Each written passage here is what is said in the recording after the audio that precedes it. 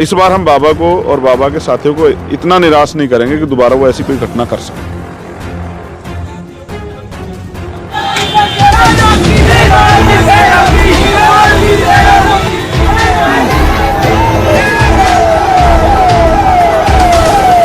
देखिए, सरकार जो मुखिया हैं वो जब जाके चरण वंदन होते हैं बाबा के, तो बाबा को भी एहसास है, बाबा के चेले चपाटों को भी उनका कुछ हो नहीं सकता। मगर फायरिंग की, अगर वो फायरिंग किसी के लग गई होती तो हाथ धो के बैठ गया होता, और अभी तक पकड़ धक्कड़ नहीं हुई, क्योंकि वो कल के जो भिखारी थे आज के करोड़पति हैं। रोका भीम आर्मी के लोगों को, समझाया, वरना उस बाबा को जो अपने आप को अहंकारी और ताकतवर समझा, उसका इलाज करते हैं। छोटे महाराज कहलाता है। छोटे महाराज को बड़े महाराज बना देते हैं हमारे लोग। आम आदमी हो के क्या हम वो नहीं गाना बजाना नहीं कर सकते अपने घर पे? क्या पंडितों का ही ये सारा राज? बाबा ने किन लोगों की जमीनें छीनी हैं, बाबा के षड्यंत्र और इस अन्याय का कौन कौन लोग वहाँ शिकार हुए हैं, वो सारी लिस्ट हमने अपने पास इकट्ठा की है। जीवन दिया, उनके घर को पाला हम लोगों ने, इतना किसान दे के, और आज हम पे ही बार कर रहे हैं ये लोग, क्योंकि कल के भिखारी है, इनको एक टाफी के लिए पैसे इकट्ठे नहीं हुए इनके पास, आज करोड़ों अरबों रुपए हो गए। हमारा लगभग फैसला ये है कि अब जो पंचायत होगी वो छतरपुर में होगी, जैसी भोपाल में हुई, कि हमारा कोई रोल नहीं है, सब कुछ हमसे ना जोड़ा जाए। मैं कह रहा हूँ कि सब कुछ आपसे ना जोड़ा जाए, तो आपको चाहिए कि ऐसे गुंडे को क्यों पनाह दे रहे हो, उसको गिरफ्तार कराओ। तो जो प्रदेश की कानून व्यवस्था को संभालने वाले लोग हैं, वही IAS IPS बैठ के वहाँ जो उनके पैर छुएंगे, तो उनको ये नहीं लगेगा कि वही सब कुछ है। सुरक्षा बाबा की हो रही है, जो अपराध करें उन्हीं की सुरक्षा हो रही है। सत्ता के दम पे जो नंगा नाच वहाँ हो रहा है।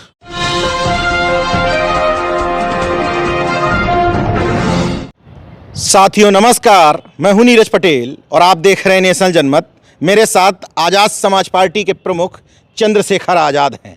भोपाल में बहुजन समाज का जन समुद्र जन सैलाब उमड़ पड़ा था, और उसी के बाद घटना आती है बागेश्वर धाम वाले के भाई की। 48 घंटे का अल्टीमेटम आपने दिया था। लग रहा है कि स्पेशली उस गांव में संविधान का राज है या मनुस्मृति चल रहा है। देखिए, वहाँ के जो बाबा हैं, उनका जो कार्य करने का तरीका है, उनका जो भाषा शैली, उससे तो नहीं लगता कि वहाँ आम जनमानस अपने हितों की रक्षा कर पा रहे होंगे। और संविधान रूपी जो न्याय की व्यवस्था है, संविधान रूपी जो अवसर की व्यवस्था है, उस पर शायद मुझे तो लगता नहीं काम हो रहा होगा। लेकिन हमारी जिम्मेदारी है, प्रयास नहीं, मैं इसको जिम्मेदारी कहूँगा, कि अगर कहीं भी भारत का कोई भी हिस्सा ऐसा जहाँ संविधान से काम नहीं हो रहा है, तो वहाँ संविधान से काम होना चाहिए।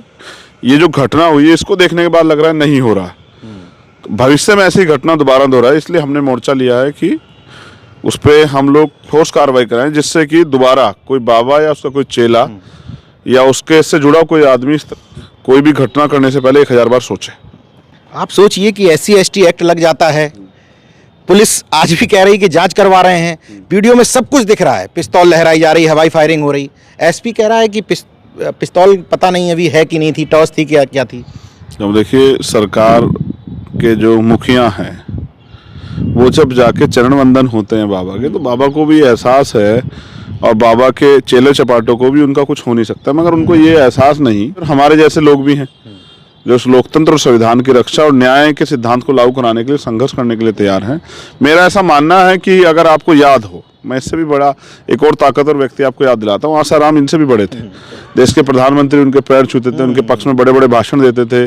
बीजेपी के बहुत बड़े बड़े नेता, गृह मंत्री, डिफेंस मिनिस्टर, तमाम लोग जो हैं उनके पैर छूते थे, बड़े बड़े वादे, और कई चीफ मिनिस्टर भी। लेकिन बाद में क्या हुआ कि जब कानून के शिकंजे में फंसे तो जेल गए। अभी तक जेल के पीछे जो है सलाखों में जो है दिन गुजार रहे हैं। कि आप 48 घंटे का समय दिया था, एक पर्याप्त समय कि आप उसको गिरफ्तार करो, सारे एविडेंस है, सब कुछ है। पीड़ित परिवार भी डरा हुआ है, बार बार बयान बदल रहा है, इसका मतलब उन पर दबाव दिया जा रहा है। कल तक वो गिरफ्तार नहीं होंगे तो प्रदेश कमेटी फैसला लेगी, और हमारा लगभग फैसला ये है कि अब जो पंचायत होगी वो छतरपुर में होगी। अच्छा। क्योंकि बाबा ने किन लोगों की जमीनें छीनी हैं, बाबा के षड्यंत्र और इस अन्याय का कौन कौन लोग वहाँ शिकार हुए हैं, वो सारी लिस्ट हमने अपने पास इकट्ठा की है। और एक बहुजन पंचायत जो है, जैसी भोपाल में हुई थी, दलित पिछड़ा आदिवासी की एक पंचायत, अल्पसंख्यकों की एक पंचायत जो है वो छतरपुर में होगी। और क्योंकि मैं आँख से आँख मिला के बात करता हूँ, मैं ना खुद भागूंगा ना बाबा को भागने का मौका दूंगा। तो बाबा ने एक स्टेटमेंट जारी किया, देखिए दबाव तो है कि हमारा कोई रोल नहीं है, सब कुछ हमसे ना जोड़ा जाए, मैं कह रहा हूँ कि सब कुछ आपसे ना जोड़ा जाए तो आपको चाहिए कि ऐसे गुंडे को क्यों पनाह दे रहे हो, उसको गिरफ्तार कराओ, पुलिस को बुला के दो कि भाई ये रहा गुंडा। और अगर आपको कानून व्यवस्था में विश्वास है, आप संविधान की बात कर रहे हैं, देख कैसे सुर बदलते हैं, वो कह रहे हैं संविधान है, तो अगर संविधान की बात करें तो गुंडे का पक्ष करना भी एक अपराध है। तो आपको चाहिए, बाबा को चाहिए कि वो उनको गिरफ्तार होने दे और जांच होने दे। हम भी जांच चाहते हैं, लेकिन जांच इस बात की हो कि इससे पहले कितनी ऐसी घटनाएं हो जिसमें बाबा का भाई जो है शांति प्रिय बच गया है, या पुलिस के रहमो करम से या पुलिस के सहयोग से ऐसी कितनी घटनाएं दबा दी गई हैं। तो इस बार हम बाबा को और बाबा के साथियों को इतना निराश नहीं करेंगे कि दोबारा वो ऐसी कोई घटना कर सकें। अच्छा, इतना दुस्साहस कहाँ से आता है? भोपाल में लाखों की भीड़ जुटी, ओबीसी, एससी, एसटी, माइनॉरिटी और आदिवासी मुख्यमंत्री की बात कर दी आपने वहाँ पर, यानी कि एक कंप्लीट जो बहुजन यूनिटी है वो बनती हुई दिखी। उसके बावजूद भी इतना दुस्साहस इन लोगों के अंदर कैसे पैदा होता है? देखिए, जो की पोस्ट पे बैठे लोग हैं, जिसमें प्रदेश के मुख्यमंत्री हैं, गृह मंत्री हैं, पूर्व मुख्यमंत्री हैं, जब वो ऐसे बाबाओं को, और हमारा जो भोला बहुजन समाज है, जब ऐसे बाबाओं को चरण वंदन करेगा, उनके जयकारे लगाएगा, तो अपने आप ही घमंड आना, अहंकार आना, जज्बाती होना, हिंसक होना, ये तो प्रवृत्ति में आ ही जाता है। ताकत जो है तानाशाह बना देती है।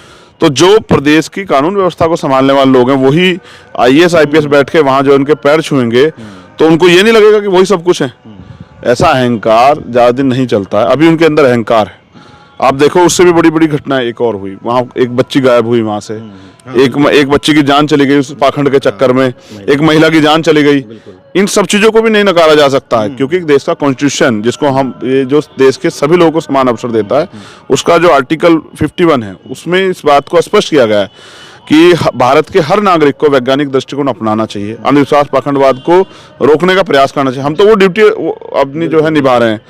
वो अंधविश्वास पाखंडवाद के जरिए हमारे लोग गुमराह कर रहा है, वहां और कोई नहीं जाता, हमारे लोग जाते हैं। हमारे लोग वहां से उम्मीद करते हैं, क्योंकि देश में संसाधनों में गैर बराबरी हुई है, संसाधनों का वितरण हुआ है, वो सही तरीके से नहीं हुआ और आज भी नहीं हो रहा है।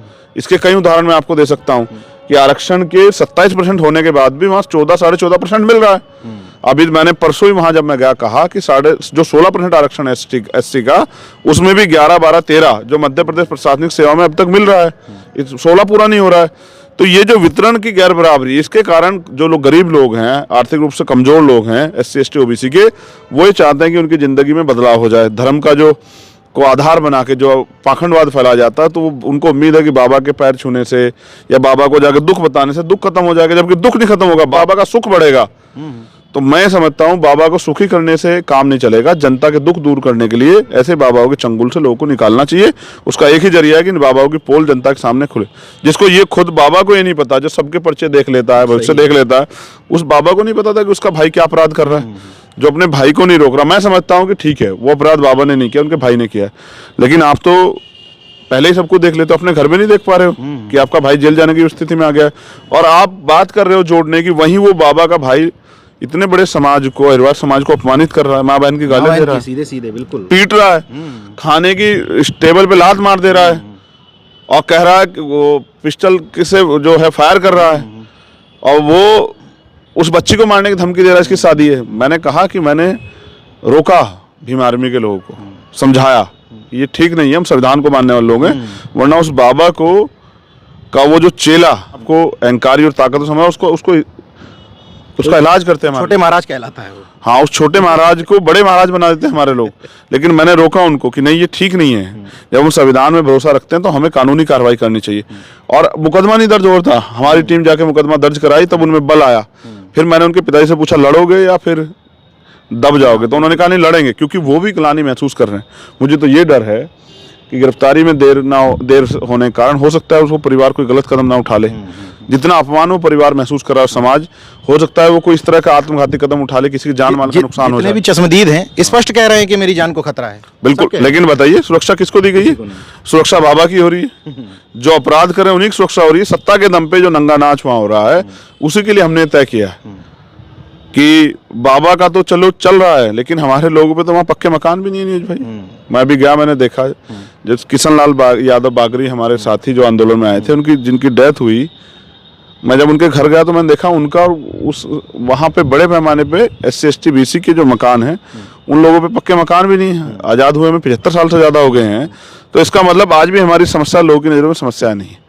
तो इसलिए ऐसे बाबाओं से दूर रह के हमारे लोगों को संविधान का जो संविधान रूपी सिद्धांत है उसकी तरफ भी चलना चाहिए, तभी जाके शायद हमारे लोग स्वाभिमान, सम्मान और अधिकारों का जीवन इस देश में प्राप्त कर पाएंगे। देखते रहिए नेशनल जनमत, जागरूक और सजग बने रहिए। जय विज्ञान, जय संविधान, जय लोकतंत्र। धन्यवाद।